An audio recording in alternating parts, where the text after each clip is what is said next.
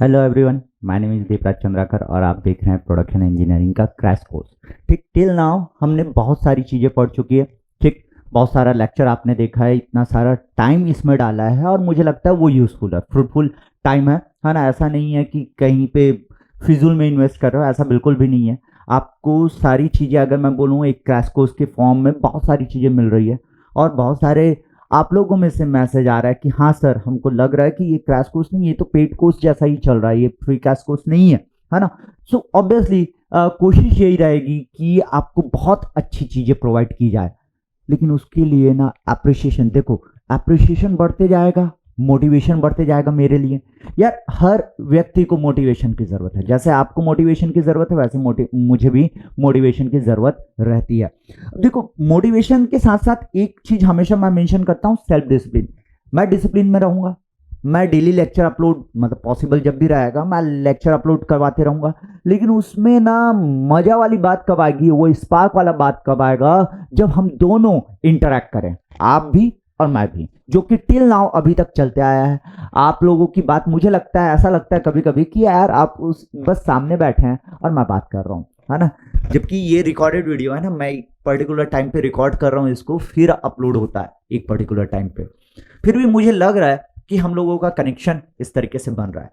अगर मैं बात करूं कि मुझे तो डेली काम करना है, सो डेली आपको भी पढ़ाई करना है। अगर मैं बात करूं कि यार आप अभी स्टूडेंट हैं, मैं एक प्रोफेशनल टीचिंग, मेरा प्रोफेशन है, मैं इस पे जुड़ा हुआ हूं, तो मेरा तो कंटिन्यूअसली काम है। जिस दिन मुझे काम करने का मन नहीं होता या ऐसा लगता है कभी कभी, सो मुझे ना दिमाग में दो ही बातें याद आती है।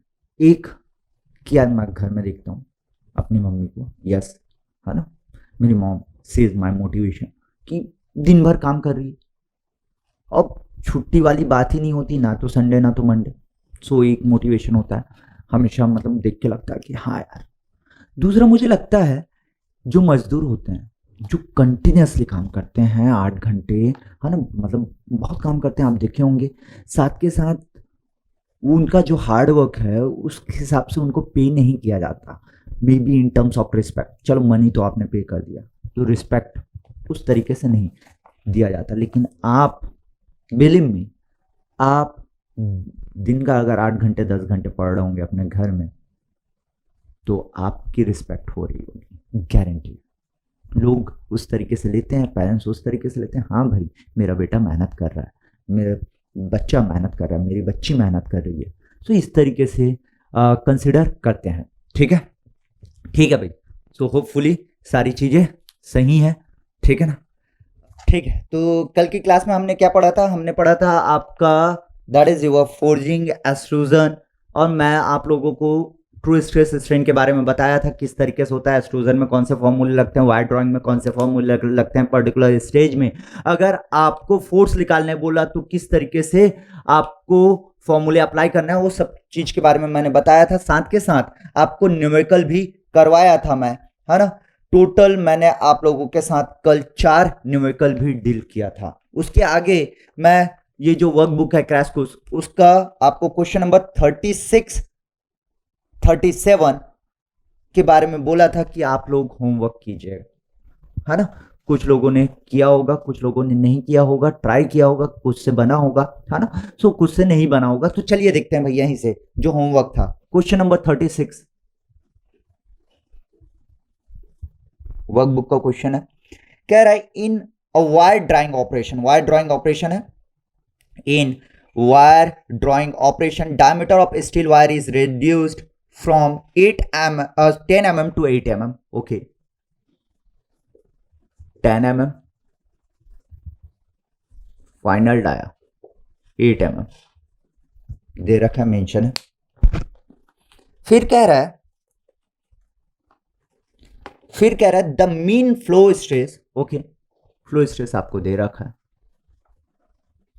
Mean flow stress 400 mega pascal, ये दे रखा है भाई। The ideal force required for the drawing ignoring friction and redundant work is, okay, है ना, अपन तो वैसे भी कंसिडर नहीं कर रहे थे। सो आपको ड्रॉइंग फोर्स निकालना है, ड्रॉइंग फोर्स। सो ड्रॉइंग फोर्स का अगर मैं फॉर्मूला बोलूं तो इट वाज अगर डाया के टर्म में है तो 2 into sigma not into final area log D naught by D F, यही था। Put the values in the formula, get the answer. 2 into, बस यूनिट का ध्यान रखना, ये 400 मेगा पास्कल मतलब 400 न्यूटन पर mm स्क्वायर, 400 न्यूटन पर mm स्क्वायर, ठीक। सो ये हो जाएगा 400। A F that is your A F, अगर मुझे निकालना रहेगा तो यहां से ए एफ निकाल सकता हूं π/4 D square, so π/4 8 square log D naught by D F 10/8, ठीक है। सो कितना आएगा आंसर, चेक कर लेते हैं भाई। डायरेक्ट फॉर्मूला बेस्ड क्वेश्चन और इसी तरीके के सवाल पूछे जाते हैं भाई गेट एग्जाम में। ऐसा नहीं है कि बहुत कठिन आपको चीजें दी जाएगी, थोड़ा सा कॉन्सेप्ट पे स्ट्राइक किया जाएगा। और टिल नाउ जितना मैं बताया हूं, मुझे लगता है कि आप सवाल अटेम्प्ट कर रहे हैं, पूरे सवाल बनाने हैं ना। आप देखिए प्रीवियस ईयर की किताब उठाइए और वहां से सवाल बनाना शुरू कीजिए, जितना अभी तक पढ़े हो, तभी मजा आएगा, है ना। ये तो मैं करवा ही दूंगा, ये वाला जो वर्कबुक है वो तो मैं करवा ही रहा हूँ, आप देख ही रहे होंगे। टिल नाउ 36 क्वेश्चन में पहुंच रहा हूँ, इससे पहले एक भी क्वेश्चन मैंने लेफ्ट नहीं किया है, ठीक है ना। सो सारे क्वेश्चन इतने तो हमने कर लिया है, कॉन्सेप्ट के बारे में भी पढ़ लिया है, बहुत सारी चीजें। सो उससे और भी प्रीवियस ईयर के क्वेश्चंस आपको लगाने हैं। इसका आंसर आ रहा है 8973 न्यूटन, मतलब 8.97 kilo Newton, 8.97 kilo Newton.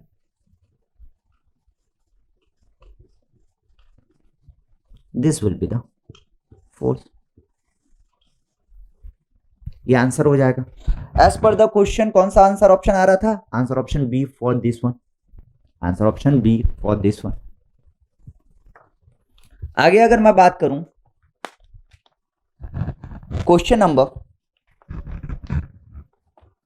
37, question number 37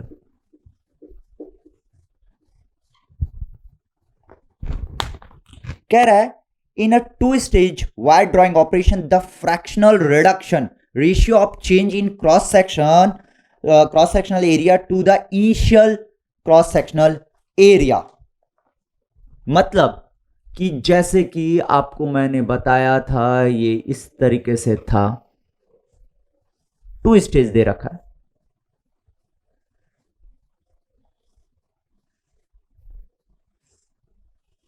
लो भाई 2 स्टेज में हो गया।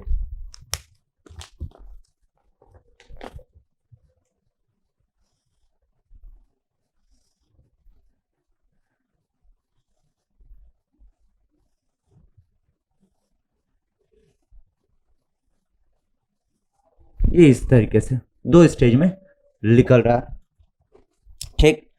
इसका लेटेस्ट एज्यूम इनिशियल एरिया मैंने माना A0, पहले स्टेज के बाद जो एरिया आ रहा है उसको मैंने मान लिया A1, दूसरे स्टेज के बाद जो एरिया आ रहा है उसको मैंने मान लिया A2, ठीक।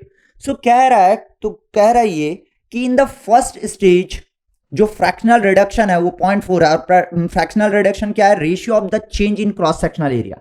सो A0 था A1 हो गया, सो A0 minus A1, this is your cross sectional area में जो चेंज आया वो हुआ, डिवाइडेड बाय इनिशियल एरिया क्या था A0। So this is nothing but reduction in the first stage, reduction in the first stage, और ये दे रखा है कितना 0.4 दे रखा है। उसके बाद कह रहा है the fractional reduction in the second stage. तो सेकेंड स्टेज में एरिया ऑफ क्रॉस सेक्शन कितना चेंज हुआ, A1 minus A2। Initial area कितना था सेकेंड स्टेज के लिए, A1 था, ठीक, यस A1 था, इक्वल टू 0.3 दे रखा है, 0.3 दे रखा है। इसके लिए इनिशियल एरिया A1 हुआ, ये A2 हो गया।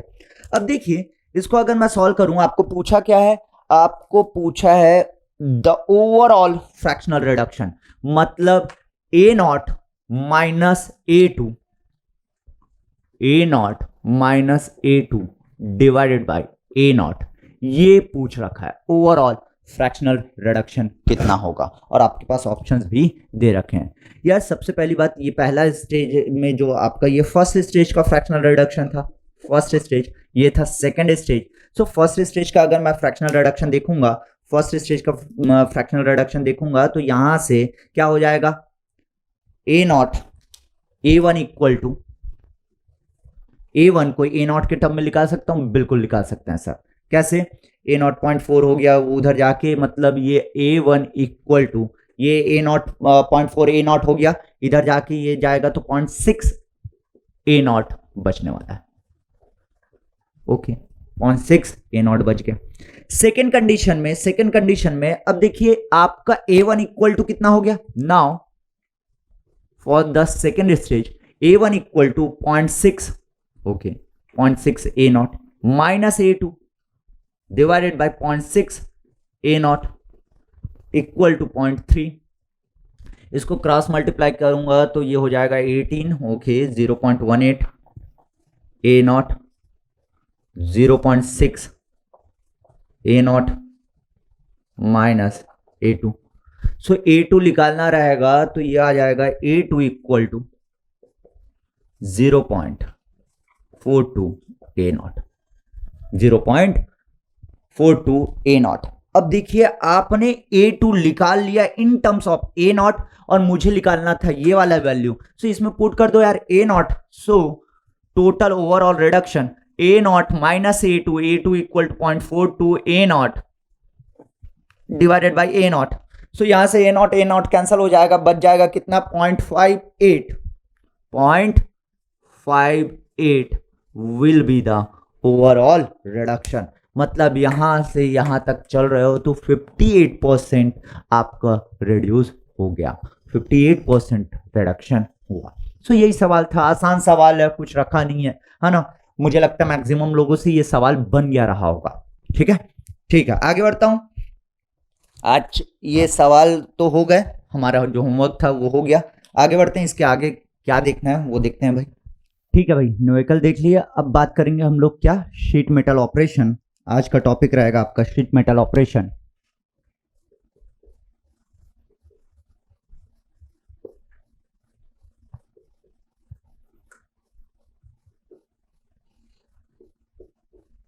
शीट मेटल ऑपरेशन मेनली, जो शीट मेटल ऑपरेशन में अगर मैं बात करूं तो शीट मेटल इसलिए यूज किया जाता है, ज्यादातर आप देखेंगे इंडस्ट्री में जो शीट मेटल यूज होता है, क्योंकि इसमें ना आप वैरायटी ऑफ शेप आराम से अचीव कर सकते हैं। साथ के साथ इसका जो स्ट्रेंथ होता है वो काफ़ी अच्छा होता है, दैट्स वाई ये यूज़ होता है।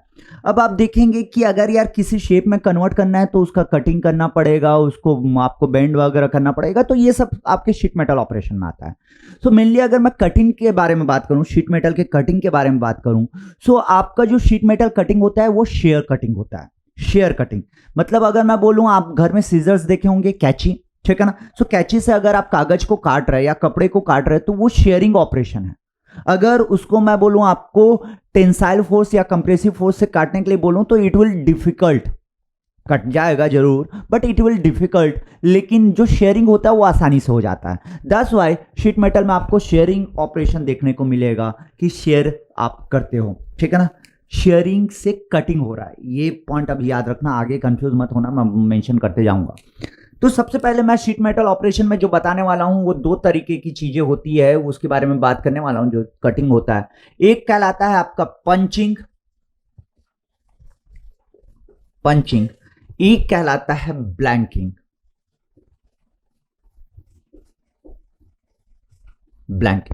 अगर मैं पंचिंग के बारे में बात करूं तो punching is nothing but producing hole, है ना।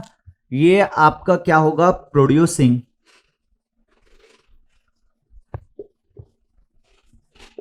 होल्स प्रोड्यूस कर रहे हो तो उसको बोलेंगे पंचिंग, और प्रोड्यूसिंग डिस्क, सो इसको बोलेंगे क्या, ब्लैंकिंग बोलेंगे। अगर मैं बात करूं आपका, जैसे कि कोई इनिशियल आपके पास इस तरीके से कोई शीट रहा होगा, ये इनिशियल आपके पास स्टेट है, इनिशियल स्टेट है, ठीक। इस पे आपने एक ऑपरेशन परफॉर्म किया और उसको आपने कहा पंचिंग। अगर आपने पंचिंग कहा है ना, तो आपने इसमें एक इस तरीके से होल प्रोड्यूस कर दिया, ये होल प्रोड्यूस कर दिया, मतलब बाकी साइड ये आपका शीट है, यहां पे होल है। सो ये आपका क्या हुआ, पंचिंग। और अगर ये वाला जो होल है वो निकल गया होगा, यहां पे ये होल निकल गया, ये डिस्क आपका निकल गया, ये वाला पोर्शन कट के बाहर आ गया। सो यार अगर आप पंचिंग कर रहे हैं तो आपका प्रोडक्ट ये होगा। पंचिंग, अगर मैं पहले लाइन में ये लिख रहा हूं पंचिंग, इसको समझने की कोशिश करना भाई, पंचिंग, ठीक। सो प्रोडक्ट ये होने वाला है, स्क्रैप ये होने वाला है, ये स्क्रैप होगा पंचिंग के लिए, ये प्रोडक्ट हो जाएगा, वो स्क्रैप हो जाएगा। अगर आपको किसी ने बोला ब्लैंकिंग, तो ये स्क्रैप हो जाएगा, ये प्रोडक्ट हो जाएगा, ठीक। So punching is what, producing hole, blanking is what, producing disc, ठीक। सो इस तरीके से ऑपरेशन होगा। पंचिंग बोलेगा तो ये प्रोडक्ट होगा भाई जहां पे होल हुआ है, अगर आपको ब्लैंकिंग बोलेगा तो ये प्रोडक्ट होगा, ये स्क्रैप हो जाएगा उस समय पे, ठीक है ना, ये ध्यान रखना। अब देखिए जब आप पंचिंग करते हैं, आप इसको काट रहे हैं, यहां से काट रहे हैं, ये डिस्क निकाल रहे हो, तो होता क्या है, इसके पेरिफेरी से ना सम एनर्जी रिलीज्ड, लाइक हम जैसे मशीनिंग में पढ़े थे, है ना, मेटल कटिंग में पढ़े थे, चिप का थिकनेस बढ़ जा रहा था। सिमिलरली इसका ये वाला जो पोर्शन है पेरिफेरी,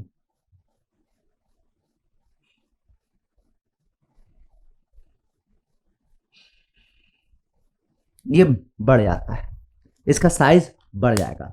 मतलब एक्चुअली यहां पे जितने साइज का आप काटे रहोगे उससे ज्यादा साइज का आपको डिस्क मिलने वाला है, ठीक। सो अगर मैं बोलूं यार पंचिंग और ब्लैंकिंग, एक सिंपल सा पहले तो अपन देख लेते हैं कि किस तरीके से होता होगा। एक लाइन डायग्राम, एक स्कीमेटिक डायग्राम देख लेते हैं इसका। Let us assume this is punch,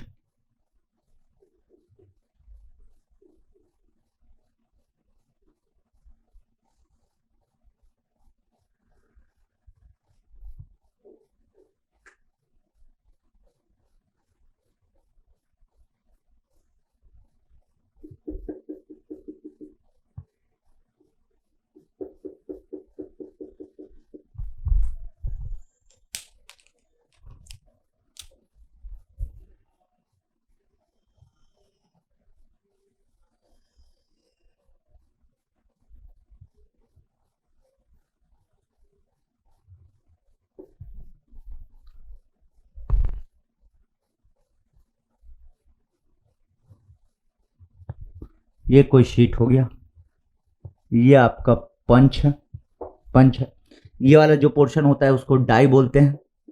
and let us assume ये जो है T is the thickness of the sheet, ठीक, ये डाई है ना। और अगर मैं यहां पे बात करूं, let us assume this is punch and D is the die of punch, क्या करेगा, पंच इस तरीके से ट्रैवल करेगा और पंच करने के बाद ये पोर्शन को कट करके बाहर निकालने वाला है, तो होता क्या है, अगर आप पंचिंग कर रहे हैं, दो तरीके का ऑपरेशन मैंने बताया, पंचिंग और ब्लैंकिंग। सो पहला अगर मैं पंचिंग बोला, पंचिंग कर रहे हैं, सो पंच मतलब होल प्रोड्यूस करना है, ठीक। सो योर करेक्टेड डाया और corrected size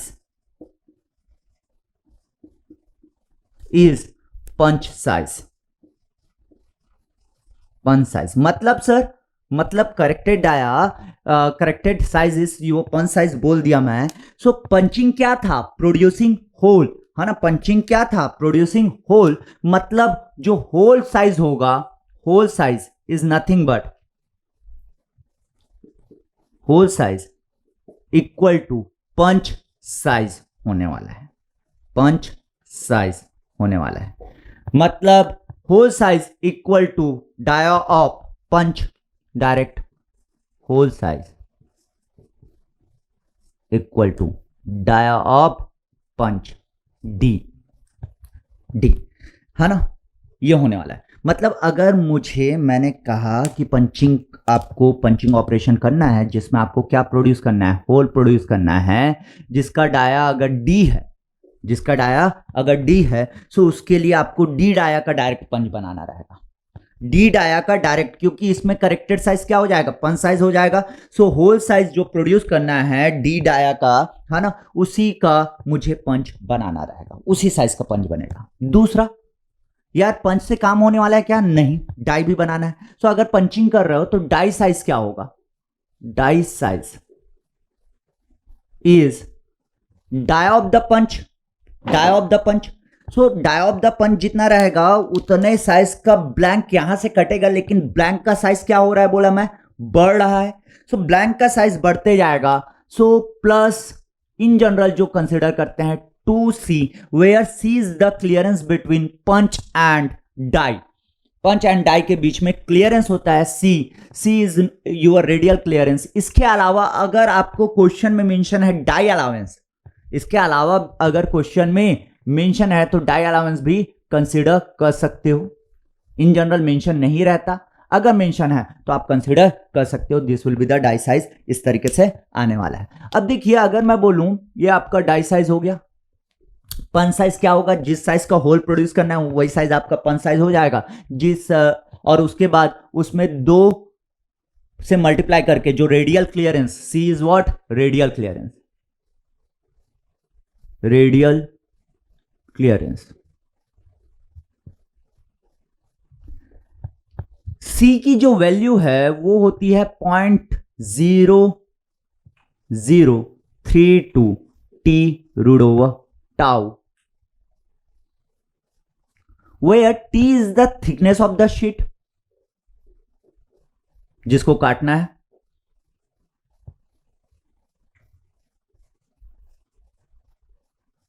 thickness of sheet, tau is what, shear strength of sheet, shear strength of sheet। ये mm में रख लो और ये न्यूटन पर mm स्क्वायर में रहेगा। ठीक, ये इंपेरिकल फॉर्मूला, यूनिट बैलेंस करने की कोशिश मत करना इसमें। ठीक, ये इंपेरिकली निकाला गया फॉर्मूला है। मे बी आपके क्वेश्चन में सी डायरेक्ट दे दिया रहा है इन परसेंटेज ऑफ थिकनेस, या आपका क्लियरेंस अलावेंस, ऐसा कुछ भी दिया रहा है। जैसे मैं कह दूं आपको क्लियरेंस अलावेंस दिया है, क्लियरेंस अलावेंस अगर दिया है, सो दैट इज योर 0.3 दिया है फॉर एग्जाम्पल। उसका मतलब क्या हुआ, अगर क्लियरेंस अलावेंस दिया है तो आपका C इक्वल टू उस समय हो जाएगा 0.3 into T, 0.3 into T. So this will be the clearance. ठीक है ना, इसको मैंने बोला रेडियल क्लियरेंस। रेडियल क्लियरेंस मतलब एक साइड का क्लियरेंस, एक साइड का क्लियरेंस। अगर इसको, ये पंच को आप लाते हो, सो this is the clearance. Question में बस ध्यान देना कि वो रेडियल क्लियरेंस बोला है या डायमेट्रल, कुछ नहीं बोला तो रेडियल क्लियरेंस ही लेके चलते हैं। हो सकता है सवाल में आपको डायमेट्रल क्लियरेंस दिया रहे, हो सकता है डायमेट्रल क्लियरेंस दिया रहे, है ना, तो इसका ध्यान रखना। सो अभी मैंने किसके बारे में बताया आपको, पंचिंग के बारे में। पंचिंग में क्या होने वाला है, जिस साइज का होल प्रोड्यूस करने वाला है वही आपका पंच का साइज हो जाएगा। डाई का साइज बढ़ जाता है, डाई का साइज बढ़ जाता है। और यहां पे जो डी डाया है, पंच का मैंने डी डाया माना, सो इसका डाई का साइज कितना हो गया, D+2C। अगर डाई अलाउंसेस दिया है वो भी ऐड कर देंगे। ठीक, ठीक है भाई। अब देखिए, अगर आपको मैंने कहा ब्लैंकिंग कर रहे हो, अगर आप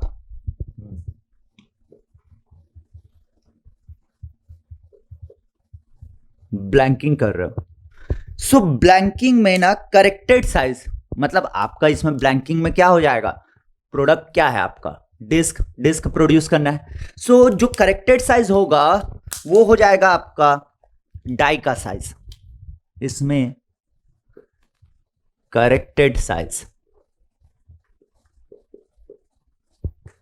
is die size, die size हो जाएगा।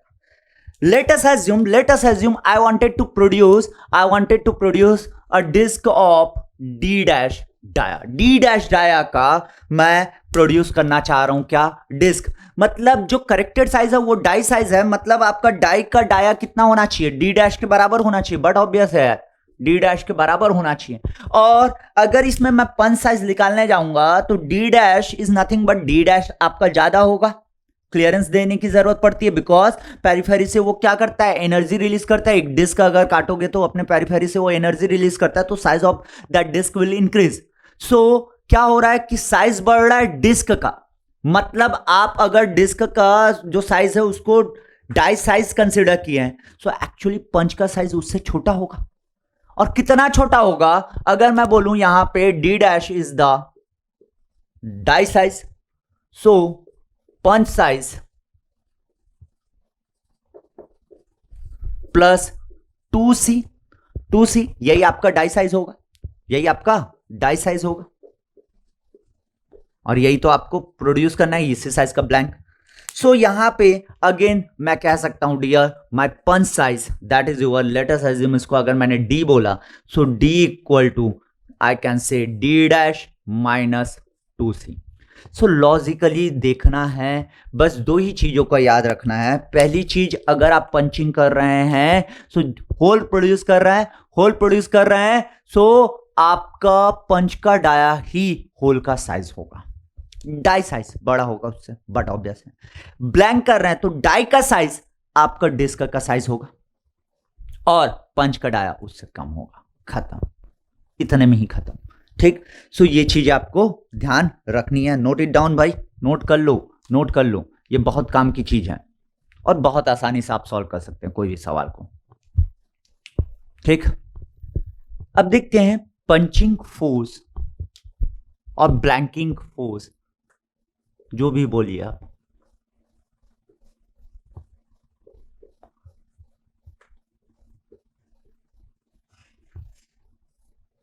सो पंचिंग में कितना फोर्स रिक्वायरमेंट है वो दिया जाता है, maximum punching force at maximum will be equal to L into T into tau, where L is known as length of cut. So ये क्या हुआ, maximum force in punching, where L is the length of cut.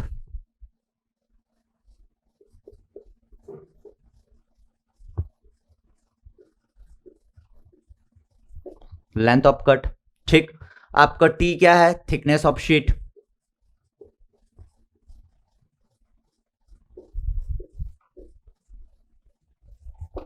Tau क्या है, shear strength of sheet,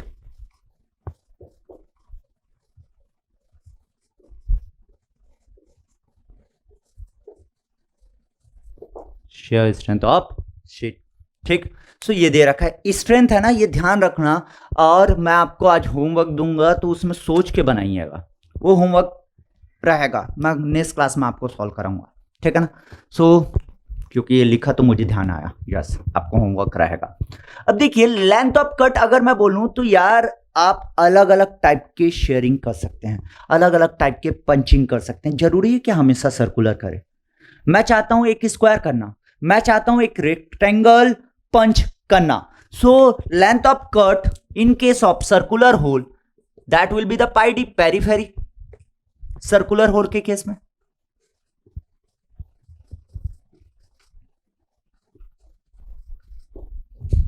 अगर rectangle hole रहा तब 2a plus B, where a and b are the sides of rectangle, so इसका perimeter जितना कटेगा rectangle का, so for rectangular whole.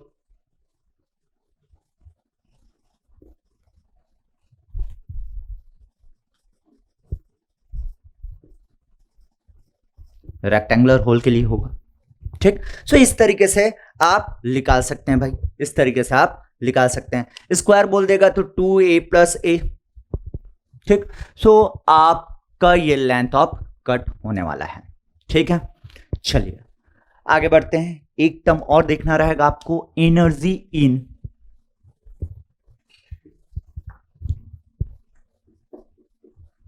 Energy required for punch मुझे कहना चाहिए, और एनर्जी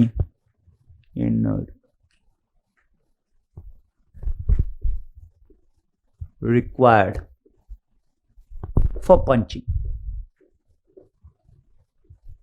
पंचिंग मतलब ऐसा नहीं है कि सिर्फ पंचिंग ऑपरेशन, जैसे वो पंचिंग फोर्स मतलब यार एक्चुअली ब्लैंक भी बनाना है तब भी तो पंच करना पड़ रहा है ना। So that is the process में कितना फोर्स लगने वाला है वो है, चाहे आप ब्लैंकिंग करो या पंचिंग करो।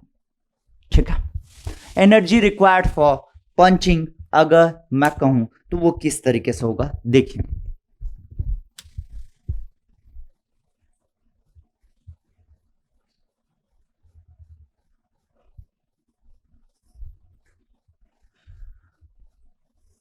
ये आपका पंच हो गया।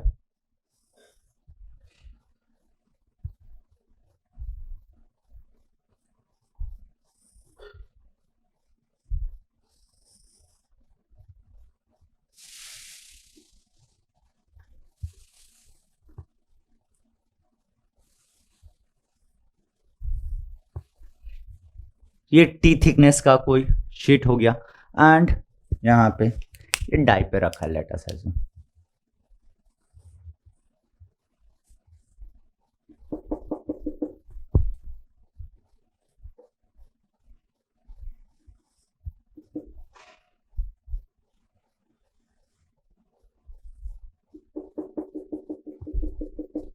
ये इस तरीके से है, ये डाई पे रखा हुआ है, इसको ऐसा होल्ड करके रखना पड़ेगा ये पोर्शन को, नहीं तो वो नीचे चला जाएगा या हट जाएगा अपनी जगह से। That's why here required a holder. ठीक, ये आपका पंच है, ये आपका डाई है। ठीक, लेट अस अज्यूम ये अभी ट्रैवल कर रहा है, किसी डिस्टेंस से ट्रैवल कर रहा है, मैंने मान लिया एक्स डिस्टेंस। सो यार इसको पूरा पंच को अभी एक्स डिस्टेंस से अगर वो आ रहा है तो पंच को पूरा इस सीट को काटने के लिए कितना ट्रैवल करना पड़ेगा, x plus T for definitely. ठीक, सो अगर मैं इसका फोर्स वर्सेस डिस्प्लेसमेंट डायग्राम देखूं,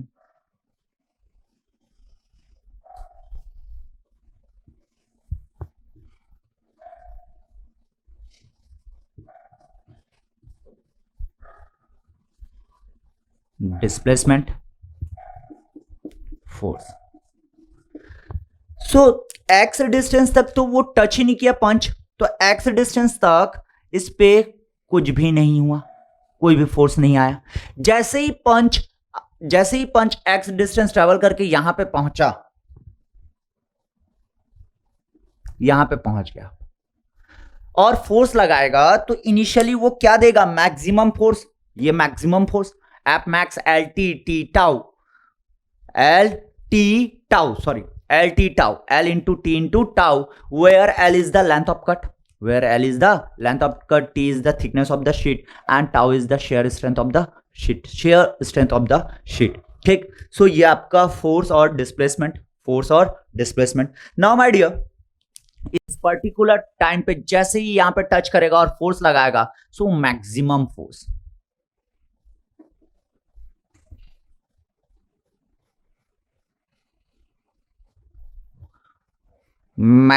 फोर्स आपको देखने को मिलेगा। सो this is your app maximum force. उसके बाद जैसे जैसे और अंदर जाते जाएगा काटते जाएगा, सो ये धीरे धीरे फोर्स कम होते जाएगा और पंच जैसे ही टी ट्रैवल कर लेगा, सो ये फोर्स क्या हो गया, जीरो हो गया। मतलब ये वाला डिस्टेंस क्या था, एक्स, जिसमें बिल्कुल भी फोर्स नहीं था, ये वाला कितना हो गया, total T distance. So this is the area of the force displacement diagram, जिसका अगर मैं ये वाला पोर्शन का एरिया निकाल दूं, सो मुझे क्या मिल जाएगा, एनर्जी मिल जाएगा। सो आप देख रहे हैं ये तो रैंडम है, ये तो रैंडम है। तो इसका एरिया, एक प्लेन का एरिया निकालने के लिए ना एक इंस्ट्रूमेंट यूज किया जाता है। कभी पूछ दे तो याद रखना भाई, एक इंस्ट्रूमेंट, प्लेन का एरिया निकालने के लिए एक इंस्ट्रूमेंट यूज किया जाता है, नेम उसका होता है प्लेनीमीटर। क्या होता है? Planimeter. Planimeter is the instrument which is used to measure area of plane.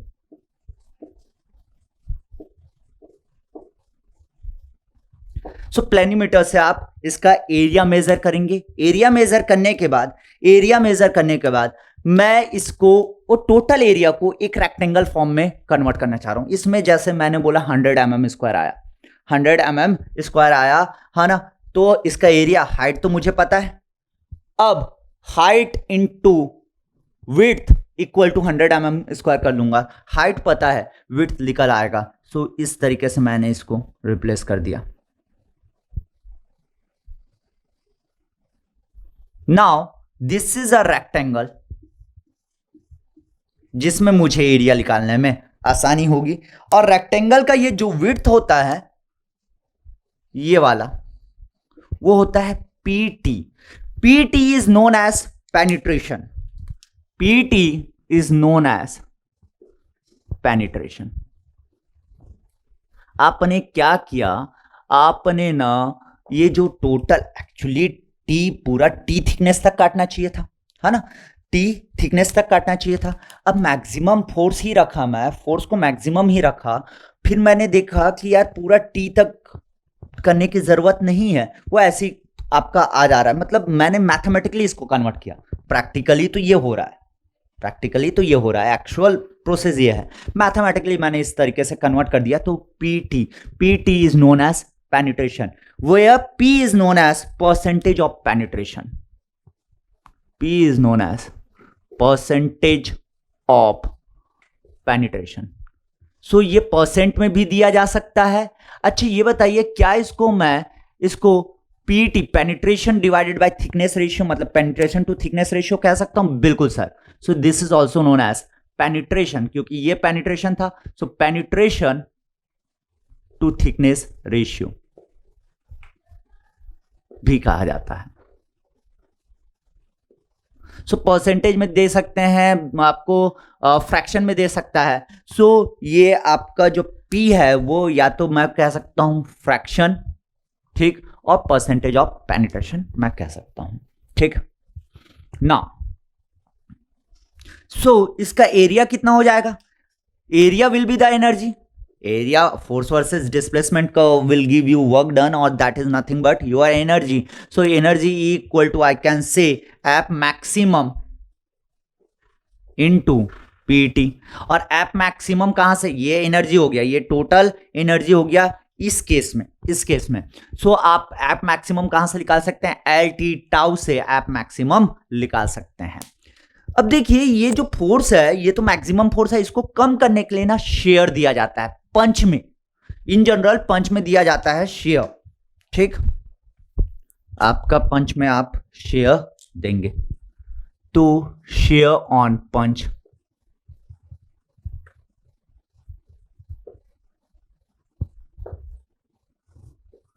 Share on punch, ठीक है भाई।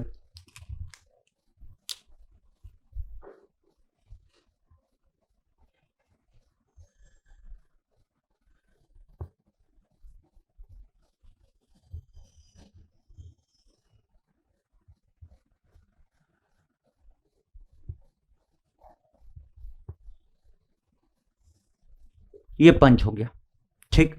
अब इसमें मैं शेयरिंग करना चाह रहा हूं।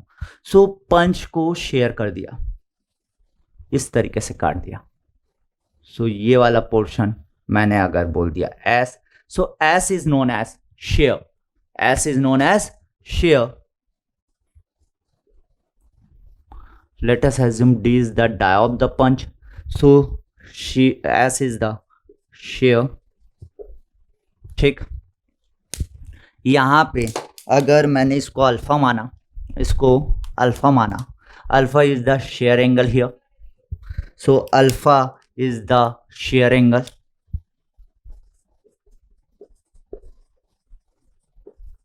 क्या शेयर एंगल निकाल सकता हूं अब? बिल्कुल निकाल सकते हो sir. This is nothing but our triangle बन गया है ना, right angle triangle. So right angle triangle में ये परपेंडिकुलर पता है, ये पता है, ये डी के बराबर होगा, बट ऑब्वियस है, ठीक है ना। So tan alpha equal to S by D. So हो सकता है आपको सवाल में ना शेयर एंगल दे दिया रहा है, शेयर एंगल ऑन द पंच, और आपको शेयर निकालने की जरूरत पड़ जाए, तो इस तरीके से। इसका बेस्ट एग्जांपल मैं दूं, अगर शेयर ऑन द पंच वाला, आप कभी फ्रूटी पिए होंगे, आप देखे होंगे जो उसका स्ट्रॉ होता है, स्ट्रॉ का जो बॉटम होता है वो पोर्शन इस तरीके स्लैंट, इस तरीके से कटा रहता है, देखे होंगे ये चीज।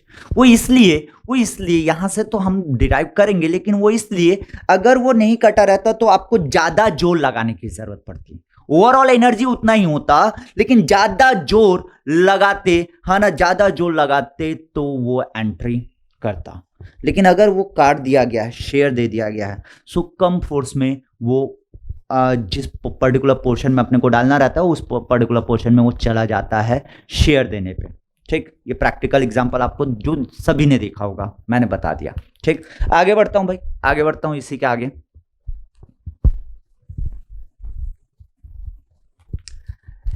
देखिए एक चीज और, ये एस क्या हुआ आपका, शेयर हो गया।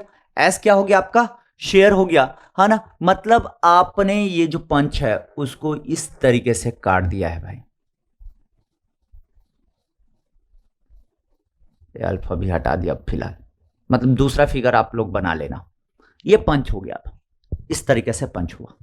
ठीक, मतलब ये तो नोट कर लिया होगे, ठीक है। मतलब ये हुआ कि ये वाला जो पंच है अब, उसमें ऐसा कुछ शेयर आएगा।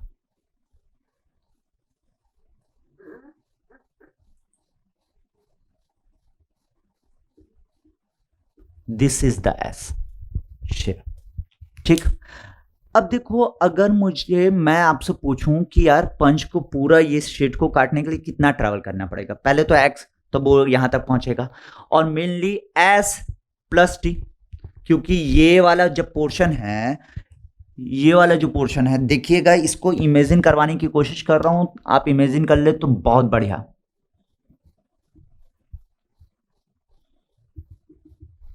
ये वाला जो पोर्शन है वो यहां पे पहुंचा भी, यहां कहीं। ठीक, सो जस्ट टच किया, मतलब यहां पे पहुंचा है। इसका फोर्स वर्सेस डिस्प्लेसमेंट डायग्राम देख लेते हैं भाई।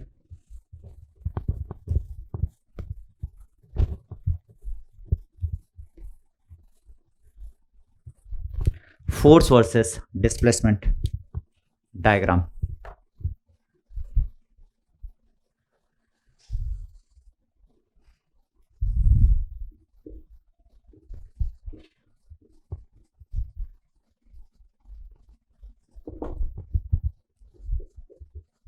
फोर्स, सबसे पहले ये एक्स डिस्टेंस ट्रैवल किया, कोई फोर्स नहीं लगा। ये एक्स डिस्टेंस ट्रैवल किया, कोई फोर्स नहीं लगा। अब शेयर है इस पे, जैसे इसको टच करेगा, धीरे धीरे आपका फोर्स क्या होते जाएगा, बढ़ते जाएगा, धीरे धीरे आपका फोर्स बढ़ते जाएगा। और वो फोर्स कब तक बढ़ेगा, जब तक ये वाला जो पॉइंट है वो यहां ना पहुंच जाए। यहां अगर पहुंच गया, मतलब ऐसा कुछ, ये यहां पे पहुंच गया, ये वाला पॉइंट।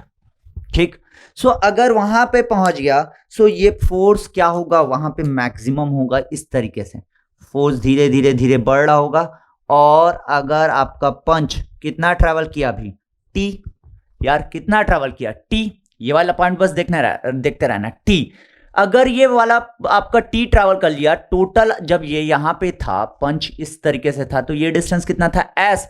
अब अगर ये टी ट्रैवल कर लिया तो बचा कितना होगा, S minus T, S minus T बचा होगा, ये वाला पोर्शन। अगर ये टोटल टी अंदर आ गया है, पहले कितना था, ये एस था, अब एस में से टी अंदर आ गया तो बचा कितना होगा, एस माइनस टी, जो कि पूरा अंदर आने का बचा हुआ है। सो एस माइनस टी के ड्यूरेशन पे पूरा कटिंग हो रहा है, मतलब सेम फोर्स लगने वाला है, फोर्स तो कांस्टेंट रहेगा, एस माइनस टी भी अंदर आ रहा है, जब टी अंदर आया तो इतना अमाउंट ऑफ फोर्स लगा, वो धीरे धीरे बढ़ा, इतना अमाउंट ऑफ फोर्स लगा मैक्सिमम, ठीक। सो इतना ही amount of S minus T में भी कटने वाला है, तो उतना अमाउंट ऑफ फोर्स लगेगा एस माइनस टी के लिए। मतलब सर इतना तो आपने क्लियर किया कि ये हो गया S minus T, S minus T, ठीक। अब जैसे ही एस माइनस टी हुआ, एस माइनस टी हुआ, मतलब वो वाला जो पोर्शन है एस माइनस टी हुआ, सो वो वाला पोर्शन क्या हुआ, जस्ट और जस्ट यहां पे पहुंचा। एस माइनस टी आपका इंटर हुआ,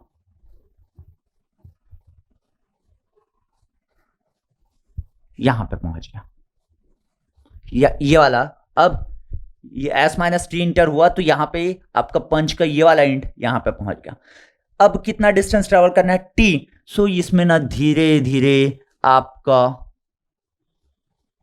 मतलब फाइनली ये पोजीशन चाहिए अपने को पंच का। सो फाइनली ये पोजीशन चाहिए। सो ये यहां से लेके यहां तक आने के लिए पंच को जो एनर्जी चाहिए या जो फोर्स चाहिए वो धीरे धीरे क्या होने वाला है, कम होने वाला है, क्योंकि ऑलरेडी आपका पंच का मेजर पोर्शन शीट के अंदर है। सो वो जो पोर्शन है वो धीरे धीरे आराम से कटना शुरू होगा और ये इस तरीके से फोर्स 0 हो जाएगा। तो ये टी हुआ, ये डिस्टेंस आपका टी होने वाला है। वापस सुनिए कैसे हुआ। ये पंच यहां पे था, पंच यहां पे था, यहां तक जब आया तो कोई फोर्स नहीं लगा, जैसे इसको टच किया तो फोर्स धीरे धीरे बढ़ना शुरू हुआ, बढ़ रहा है, आपको दिखेगा मैक्सिमम फोर्स जैसे ही ये यहां तक अंदर जाएगा। बचा कितना है, एस माइनस टी। सो एस माइनस टी भी अगर अंदर आया तो आपका पंच अब यहां पे आया। सो एस माइनस टी के लिए कांस्टेंट फोर्स, अंदर आने के लिए उतना ही फोर्स लगने वाला है। उसके बाद यहां से ये धीरे धीरे बाहर होगा तो ये वाला पोर्शन में देखोगे कि ये धीरे से आपका एनर्जी है ना कम होने को रहेगा और 0 हो जाएगा। इसको थोड़ा सा और अच्छे से बना देता हूं।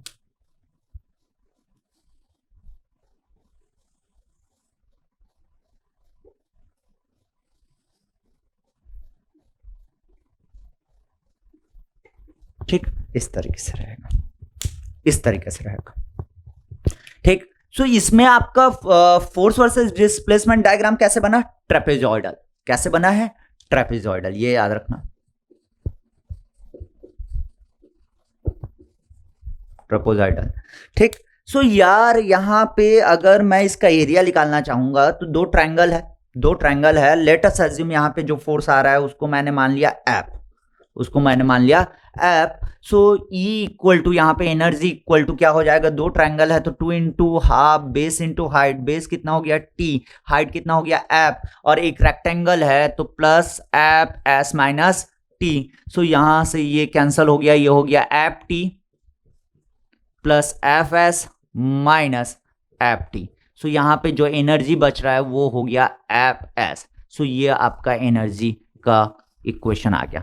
सो ये वाली एनर्जी और ये वाली एनर्जी दोनों सेम होगी, दोनों एनर्जी सेम होगी। क्यों सर, इसमें तो कम होना चाहिए, फोर्स कम है, उससे आप कह रहे हो कि उससे फोर्स कम है तो एनर्जी सेम होना चाहिए। नहीं, यहां पे जो डिस्टेंस ट्रैवल करने की जरूरत पड़ रही वो ज्यादा पड़ रहा है, उसमें कम था। दैट्स वाई एनर्जी सेम होगा, मैक्सिमम फोर्स की वैल्यू कम हुई। सो अगर मैं ये वाला इक्वेशन और ये वाला इक्वेशन में की बात करूं तो दोनों में एनर्जी सेम है, मतलब सर अगर दोनों में एनर्जी सेम है तो आप क्या कह सकते हैं, दोनों इक्वेशन को बराबर कर देते हैं भाई।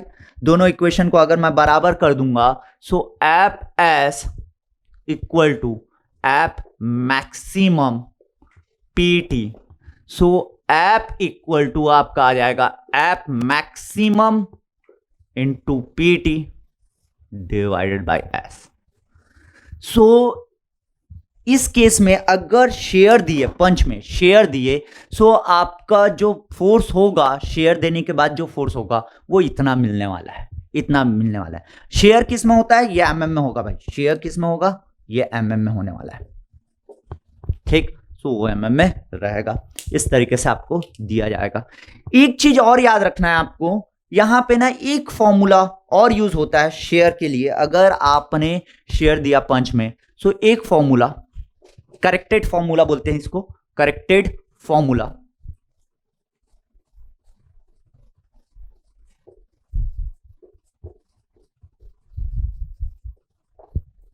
एप इक्वल टू एप मैक्सिमम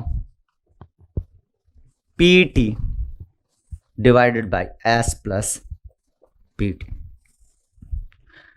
दोनों फॉर्मूला यूज होता है, दोनों फॉर्मूले का एप्लीकेशन वाला जो पॉइंट ऑफ एप्लीकेशन अलग अलग होने वाला है। दोनों फॉर्मूले में क्या देख रहे हो, जब अगर आपने पंच में शेयर दिया तो आपका जो फोर्स है वो कितना आ रहा है वो देखने की कोशिश कर रहे हैं। पहले तो एप मैक्सिमम एलटी टाउ वहां से निकाल ले रहे थे जब शेयर नहीं था, लेकिन अगर शेयर दे दिए पंच में तो क्या बदलाव आ रहा है वो अपने को यहां पे देखना है। सो जैसे मैंने अभी बात किया पहला वाला जो फॉर्मूला है वो यूज करोगे जब आपका शेयर कटिंग रहेगा। क्या रहेगा? शेयर कटिंग अभी बताता हूं मैं, यूज्ड फॉर शेयर कटिंग। और आपको क्वेश्चन में दे दिया रहा है कि जो आपका फोर्स वर्सेस डिस्प्लेसमेंट डायग्राम है वो ट्रेपेजॉइडल है। App versus displacement diagram trapezoidal.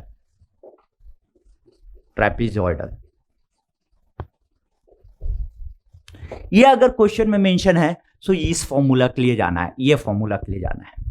ठीक, अगर आपको दूसरा सर्कुलर होल प्रोड्यूस करना है तो ये फॉर्मूला सर्कुलर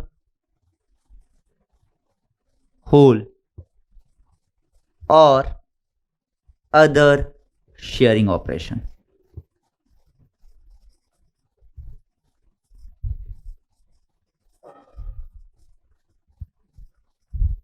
सो सर्कुलर होल के लिए ये यूज कीजिएगा और अदर शेयरिंग ऑपरेशन, बहुत सारे ऑपरेशन है जैसे मैंने बोला रेक्टेंगल होल प्रोड्यूस कर सकते हो, है ना, स्क्वायर होल प्रोड्यूस कर सकते हो, वो सब के लिए ये फॉर्मूला यूज करना चाहिए।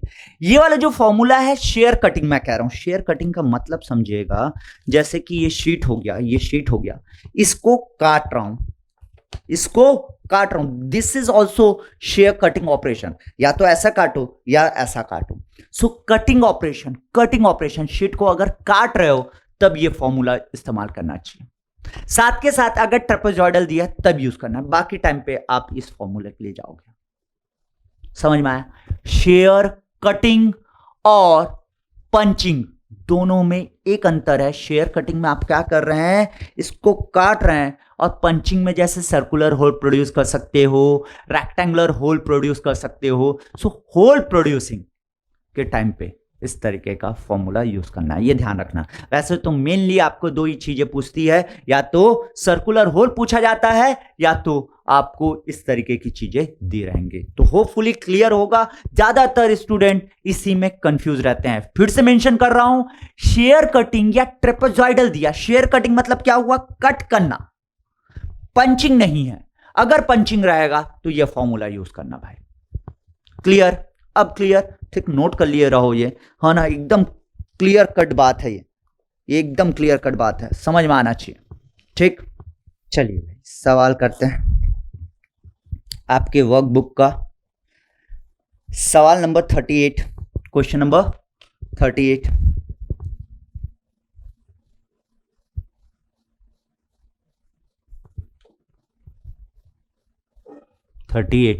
ठीक है, क्वेश्चन नंबर 38 के बारे में अगर मैं बात करूं, a 25 mm hole is pierced, that is your punching, 25 mm का होल प्रोड्यूस कर रहा है, pierced in a T equal to 2.5 mm thick steel. Okay, dia 25 mm given, dia of the hole, punching कर रहे हैं, ये सबसे पहले मेंशन करना चाहिए। पंचिंग कर रहे हैं मतलब आपका पंच का corrected size that is your 25 mm होने वाला है, यहीं से पता चल रहा है भाई 25 mm। उसके बाद कह रहा है thickness of the sheet is 2.5 mm। Okay, 2.5 mm दे रखा। Tau shear strength, tau equal to 350 megapascal दे रखा है shear strength. If the diametral clearance दे रखा है C इक्वल टू, मतलब ऑलरेडी ये 2 से मल्टीप्लाई है, ये कैसा है, डायमेट्रल क्लियरेंस, है ना, डायमेट्रल क्लियरेंस ये दे रखा है भाई, C equal to 0.0064 T root over tau mm में, ठीक है, ये mm में मिलेगा। सो यार ये आपका क्लियरेंस ऑलरेडी दे रखा है डायमीट्रल, तो 2C मल्टीप्लाई करने की जरूरत नहीं है, डायरेक्ट 2C ऐड करने की जरूरत नहीं है, डायरेक्ट आप C ऐड करेंगे। डायमीट्रल दे रखा है, रेडियल डायमीट्रल, है ना। मैं रेडियल लिया था तो दोनों साइड C लिया था, ये वाला C और ये वाला C दोनों मिला के क्या हो जाएगा, कैपिटल C मान लो, ठीक, that is your diametral, that is diametral. So equal to 2C small, अगर मैं रिप्रेजेंट कर रहा हूं तो स्मॉल 2C जो था, आप देख सकते हैं यहाँ पे 32 था, यहाँ पे 2 से मल्टीप्लाई हो गया होगा तो डायरेक्ट 64 आ गया, ठीक है ना। तो ये क्वेश्चन में मेंशन है। The diameter, okay, diameter, punch diameter, okay, punch dia and punch force in kilonewton, punch force in kilonewton, ये पूछा है भाई, ये पूछा है रिस्पेक्टिवली क्या होगा, ऑप्शंस दे रखे हैं। सो यार इस क्वेश्चन में अगर मैं बात करूं तो सबसे पहली बात डाई डाया और पंच डाया निकाल सकता हूं। पंच डाया कितना होगा, पंच डाया डायरेक्ट मैं कहूंगा 25 mm, corrected dia, so 25 mm will be the punch dia. Die dia कितना होगा, 25 प्लस डायमेट्रल क्लियरेंस मतलब 0.0064 T 2.5 root over tau 350 mega pascal newton पर mm स्क्वायर में, ठीक है, दैट्स ओके, सही है। सो अगर मैं डाई डाया निकालूं तो कितना हो जाएगा, 25 plus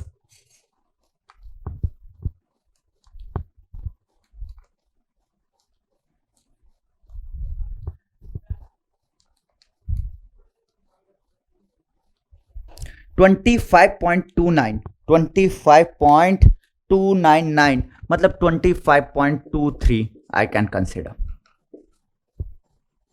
25.23 mm I can consider, ठीक। सो डाई डाया भी निकल गया, पंच डाया निकल गया। फोर्स, अगर पंच फोर्स फॉर्मूला पता है यार, that is your LT tau मतलब पाई डी, T 2.5, D कितना निकाल लिए थे 25, so pi into 25 into 2.5 into tau, that is your 350 mega pascal मतलब न्यूटन पर mm स्क्वायर। तो जो आंसर आएगा वो न्यूटन में आएगा। आपको पूछा कि इसमें है किलो न्यूटन में पूछा तो किलो न्यूटन में निकाल देंगे भाई, पाई into 25 into 2.5 into 350,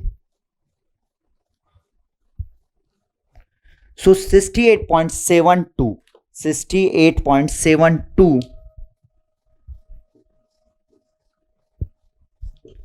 kilo Newton, 68.72 kilo Newton आपका यहां पे फोर्स आने वाला है, ठीक, 68.72 किलो न्यूटन, बिल्कुल सही। सो देखिए क्रमशः पूछा था रिस्पेक्टिवली, तो पहले का आंसर 25.23, दैट इज इसमें दे रखा है 25.3 दे रखा है, अच्छा ठीक है, 299 था, इस तरीके से था 299, सो ओके सॉरी, इसका आंसर होना चाहिए 25.3, ठीक है, ये तो आप लोग खुद कर लिए होंगे 25.3 mm क्योंकि ऑप्शन वही दिया है, ठीक है। सो 25.3 mm 25 mm एंड 68.75 मतलब अप्रॉक्स 68.72 आ रहा है। So according to the question option D is correct, option D is correct for particular this question. So ये कौन सा था, क्वेश्चन नंबर 38, जिसमें सारी बातें आपकी हो गई है, सारी बातें हो गई है, ठीक। क्वेश्चन नंबर 39 के बारे में इसी के साथ बात कर देता हूं मैं। 39 कह रहा है hole of 40 mm diameter is pierced in a sheet of, dia दे रखा है 40 mm, है ना, पंचिंग है, पंचिंग है, तो यही आपका करेक्टेड साइज हो गया thickness of sheet is given 4 mm without share on the tool. उसके बाद आपका टाउ दे रखा है कितना 400 न्यूटन पर mm square and the penetration is 25%. What is the expected percentage load reduction if the shear is 1 mm? So load reduction कितना होगा ये पूछा है। So यार आसानी से कर सकते हैं, बस कुछ बातों का ध्यान रखना जो मैंने बताया है आपको। ये किस तरीके का ऑपरेशन है, सर्कुलर होल प्रोड्यूस कर रहा हो। सो सर्कुलर होल जब प्रोड्यूस करते हैं तो आपका जो रिडक्शन वाला है फॉर्मूला वो कौन सा वाला यूज होगा, that is your app maximum PT divided by S plus PT वाला फॉर्मूला यूज होगा। ठीक है ना, आज से आपके दिमाग में ये चले जाना चाहिए भाई।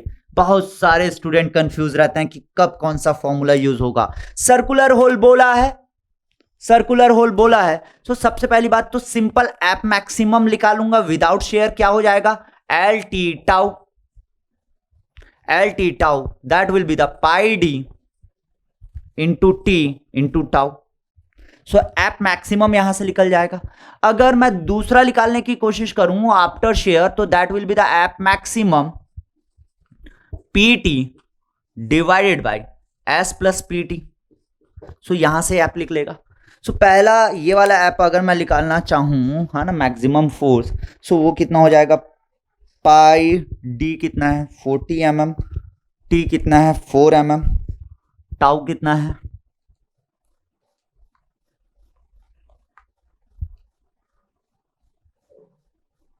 ये आ रहा है 64,000 पाई न्यूटन में। ठीक, पाई है, ये पाई है भाई, पाई में दे रखा है। यही वैल्यू यहां पे पुट कर देता हूं 64,000 into pi into P T. P कितना है 0.25, टी कितना है 4 mm, एस कितना है 1 mm, 0.25 into 4, 0.25 into 4,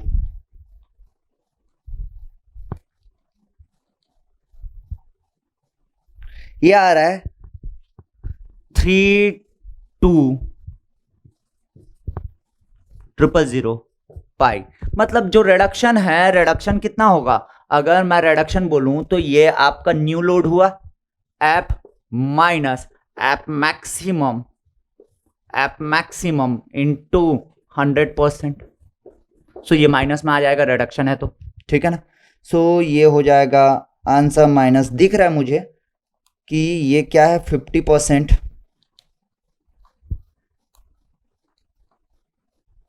yes minus 50%। मतलब अगर मैं रिडक्शन की बात करूं तो कितना रिडक्शन होगा, that is your 50%। 50% will be the reduction. So formula use करना है यार, डायरेक्ट कौन से केस में क्या बोला है, और वो उसके लिए ही तो ये लेक्चर था। सबसे शुरू से जो मैं लेक्चर आपको बताया हूं, जो चीजें मैंने आपको बताया हूं, वो अगर फॉलो करोगे तो सारे क्वेश्चंस आपके हो जाएंगे इससे।